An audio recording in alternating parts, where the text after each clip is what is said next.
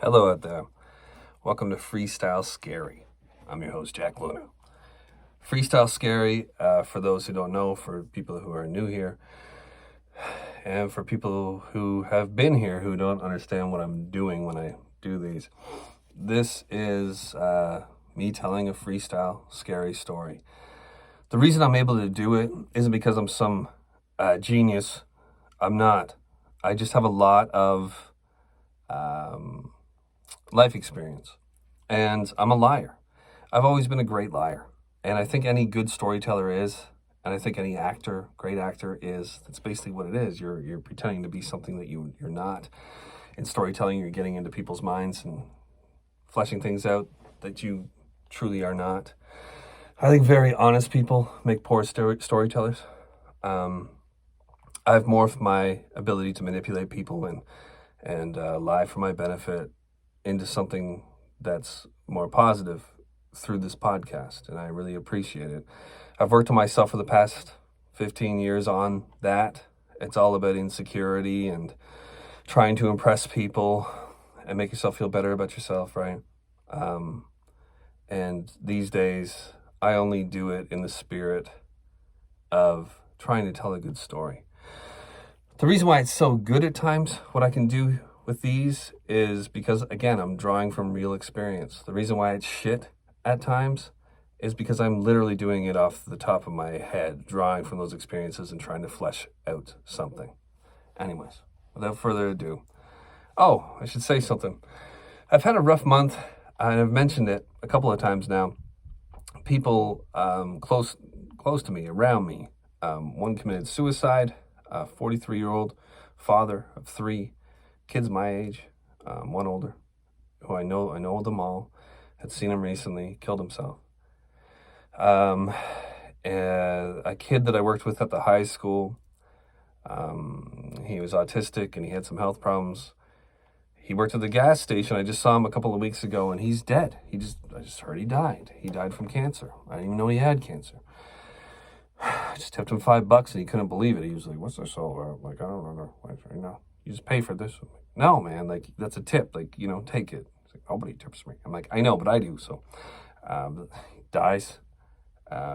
Another really close kid to me, who I worked with at the high school. Again, at the high school, I was kind of like a counselor. My education background is social services.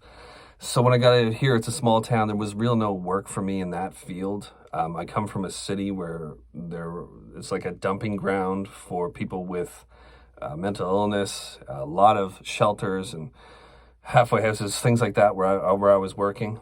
Out here, none of that. So when I was in the high school, they utilized me kind of like as education assistant / guidance counselor. If a kid had problems at home and all that kind of thing, they would send me to work with that kid. And it's just something that I've always been kind of good at. I was working with this one kid, this was about 10 years ago, all through school.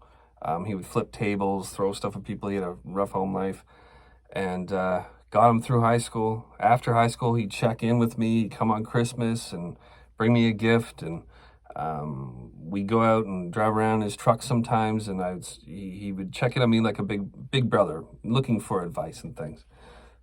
And I heard that he flipped an ATV, a 4-wheeler, a quad they call it out here, and suffered a traumatic brain injury, and he's in a coma right now. So all these things happening this month, it started to get me thinking about all the people in my past who, you know, I've worked with and who have passed away. There's been quite a few, some recently. You hear through the grapevine and you're like, holy shit, I spent a lot of time with that person. Talked about a lot of personal things with them. And it reminded me of a story about an older man who I worked with when I was working hospice care, which is, they would call me up. I was on a list of people to call up. I worked my regular job at group homes. And then on the weekends, I would go and I would help, say, a kid who had a disability or whatever and had moved out into assisted living. And I would go in and maybe be a fill-in male worker who they'd feel more comfortable with assisting, giving them a bath and changing a colostomy bag, or all the things that I know how to do.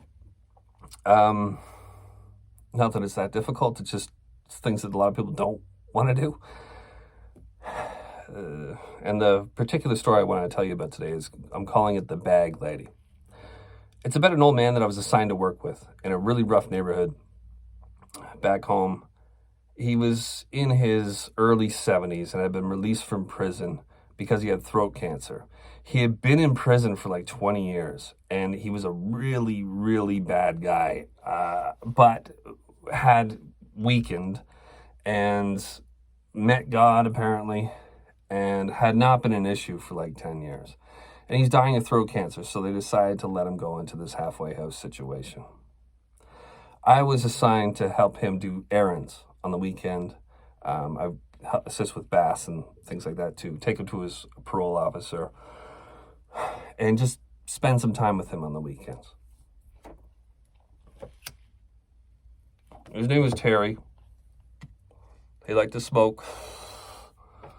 He didn't get throat cancer from smoking because he was in prison for so long, but I mean, he loved to smoke when he got out. And I'm the type who, if you want to do whatever you want to do, I'm going to let you do it. I mean, there's nothing I can do really to stop you. They told me don't let him smoke. I mean, but the damage is done. I mean, what's a cigarette going to hurt a guy who's terminally ill from throat cancer, right? If that's what he wants to do, here's a cigarette. I did it with like multiple sclerosis patients too. They say not to let them smoke because it stresses their bodies out. I've gotten shit in the past for saying that the person that I was working with died of multiple sclerosis. It's not. I know that it's complications from that. So just to be clear, I know that. I'm just a little lazy with my speech sometimes and that kind of thing. But if you got MS and you're laying in bed and you can't move your body, and the homes I worked in, you could still smoke. When I was like 15, 16, you could smoke in the homes that I worked at. They would ask me to light a cigarette for them and let them have a couple of drags. Sure. You're dying. You're laying here getting sponge baths all day, staring at the ceiling, fly lands on your fucking nose, and you can't even move to get it. Here's a cigarette. Fuck it. Seriously.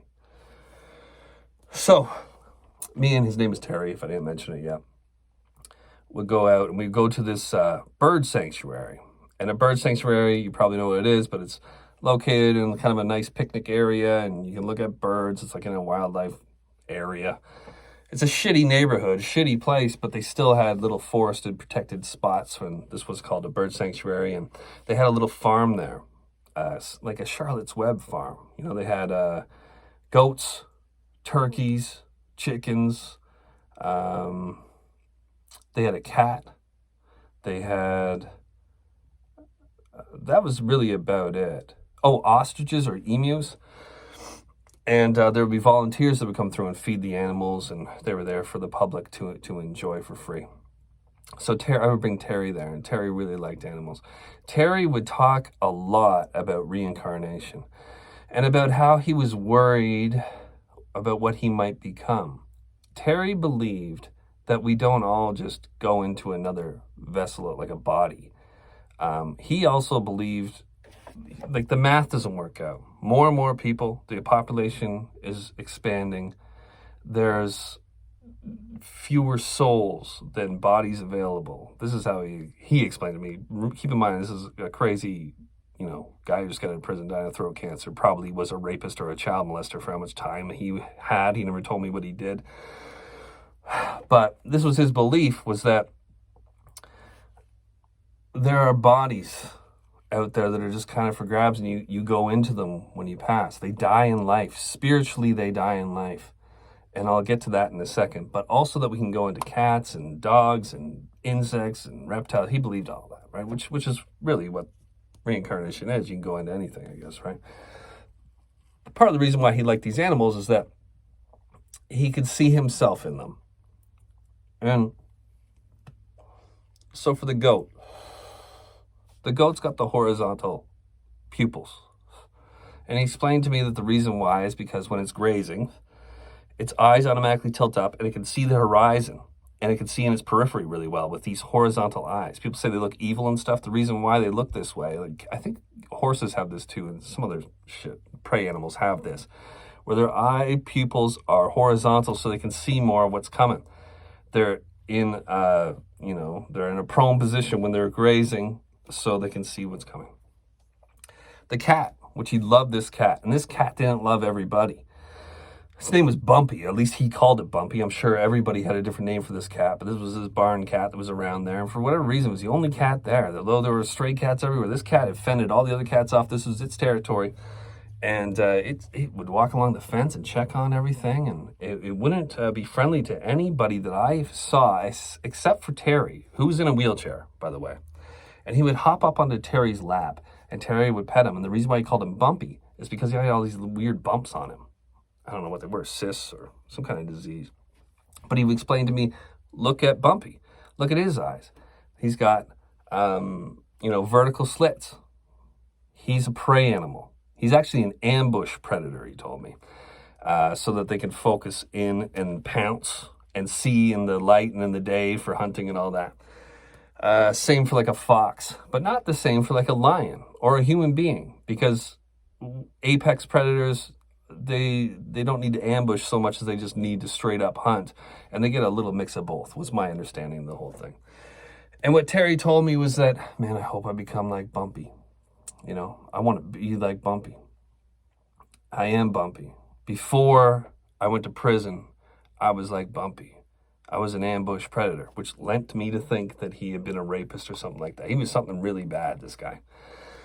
And you might be wondering, like, why would you ever let a guy like that in? It's like, again, he has throat cancer. He had good behavior for a long period of time, and they let him out, and then they had people like me come in and watch him on these things. I'm a male. I have been trained in restraints and all that kind of stuff. I've been in situations, they trusted me to be able to take this guy out and be able to go to places like the bird sanctuary. He wants to be like Bumpy. He doesn't. He says in prison, I was like the goat.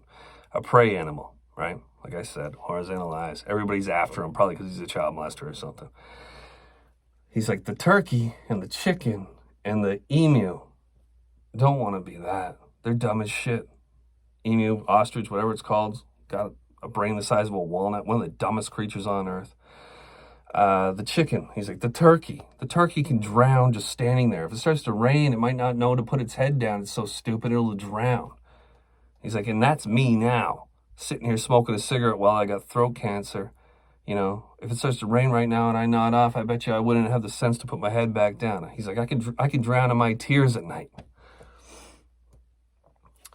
Don't want to be that.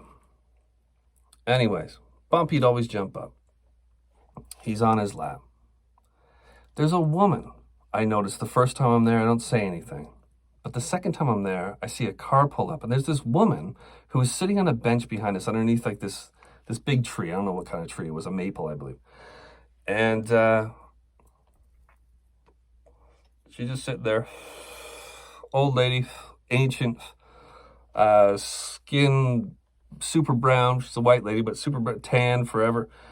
And clearly, she's a homeless person. And Bumpy calls her the bag lady. There's the bag lady.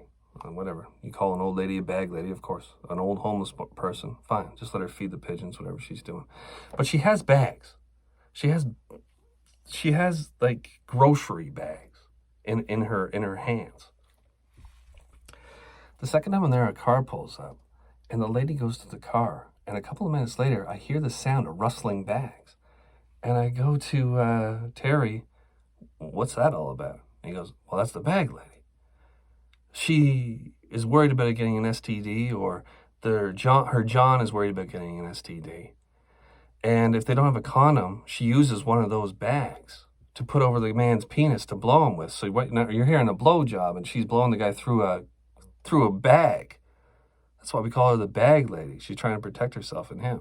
What the fuck? Giving this guy this ridiculous crackhead blowjob with a grocery bag, I'm hearing. Wow.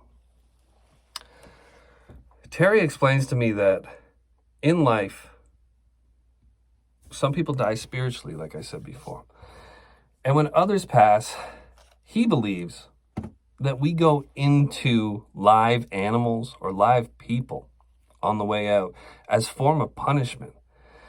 So the homeless lady or the homeless man who you see muttering on a corner, and they might have schizophrenia or some kind of mental illness, multiple personalities, they were a single soul at some point, but their spirit died, literally died and moved And now this is just a vessel for other spirits to go through as punishment. I thought, that's interesting, man. He's like, yeah, the math doesn't work out. Like, we can't all go into new bodies. There's too many bodies left over, and there are new souls as well. That's part of the math. Like, there are new souls, there are old souls. But a person like the bag lady is a used up soul. And I hope that the Lord will, Terry speaking, I hope the Lord will be merciful enough to allow me to become something like this, because I've paid for it. I've paid for what I've done mentally, physically. Look at me. Terry dies. I took him out all summer. I probably 8 times. Just smoking cigarettes at this bird sanctuary, giving him baths and, not baths, but helping him in and out of the shower. Parole officer, like I said, grocery store, bank, going to get his mail. And we got kind of tight. I didn't love the guy. I don't even know if I liked the guy. He talked a lot, and all I do is listen in my situation. But he did talk a lot. He never told me what he did, but he did express this fear of where he would go. He dies. The following year, I end up with a kid with a disability, like I said, moved from home into like a assisted living situation where I was to take him out and go bowling or to a strip club or whatever else. This is the kind of thing I would do, and entertain these young men with like disabilities who were trying to have some kind of independence. And me and this kid, he's in a wheelchair, and we go to the bird sanctuary. He lives nearby. And we're sitting there, we're looking at the animals. The bag lady's on the bench, still waiting to give her bag blowjobs. And the cat, Bumpy, comes up. Now, Bumpy doesn't, from my experience, in like the 8 dozen times that I had been there, only had jumped up on Terry's lap, right? The bag lady's sitting over there. And the cat, Bumpy, comes up by me, looks at me, and I see its eyes dilate. And something I forgot to mention to you about Terry is that his eyes were always dilated. I think it was the medication he was on or whatever, but he explained it to me. He said, look at my eyes. I'm aware. I'm waiting to see what will happen. I need to be aware, right? This was his thing, his awareness thing. And his eyes were like black. The cat walks up to me and looks at me and stands right in front of me. And its eyes are dilated.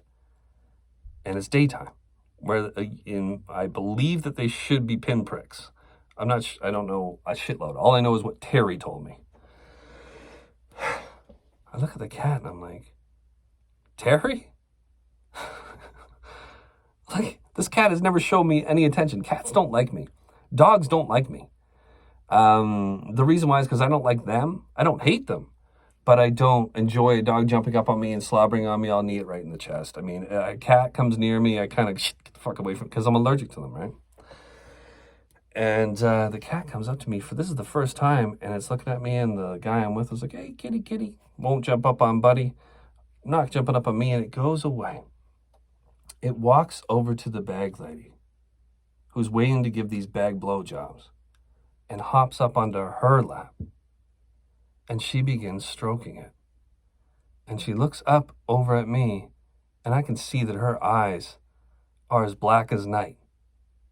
And I realize, oh, hey, Terry. Shit, dude. Eyes cocked, doors locked, stay paranoid. Hope you enjoyed.